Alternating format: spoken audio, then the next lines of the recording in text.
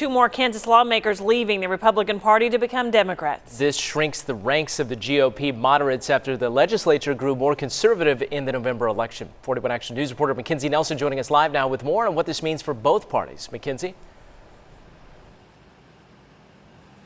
Well, guys, this church behind me was one of the polling places for Kansas voters just last month. And today, some of those voters could be upset after Senator Dinah Sykes and Representative Stephanie Clayton, who are both moderate Johnson County Republicans, announced they will become Democrats. I sat down with the senator today as she spoke about what led to her decision. You know, I can either fight for a party or I can fight for my state. But, you know, the energy, I don't have it for both, and so I think it's best used fighting for my state. That's the message Senator Dinah Sykes is sending after deciding to switch parties. She's now the 4th woman in the last 2 weeks to announce she's joining the Democratic Party. I truly want to represent my district, and it's always been representing the people and not the party. Senator Barbara Bollier of Mission Hills and departing Representative Joy Costin of Leawood switched to the Democratic Party last week, all saying the Republican Party in Kansas has become too conservative. I think so many people are frustrated with what is happening nationally, and they don't want that. They are not that. You know, we're common sense, pragmatic.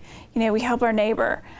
That's what people want. In a statement to 41 Action News, the Kansas Democratic Party said, quote, "We applaud these new members of our party for their commitment to representing their constituents and the people of Kansas and welcome them to the Democratic Party." While the GOP's majorities slipped to 84 and 41 in the House and 28 and 11 in the Senate, with one independent, political experts aren't expecting a big change. And so I think that in terms of the balance of party politics in Kansas, it's still very conservative, and these few switches don't really switch that all that much. Professor Matt Harris of Park University says the changing of parties makes sense politically, but he can understand how voters might be upset. If you voted for Representative Clayton in the last election and you're a Republican, I voted for a Republican, now she's a Democrat, and you were just voting on party label, that would probably be a bit upsetting as a voter. Overall, while suburban areas are becoming more blue, Harris says he is not anticipating any more switches in Kansas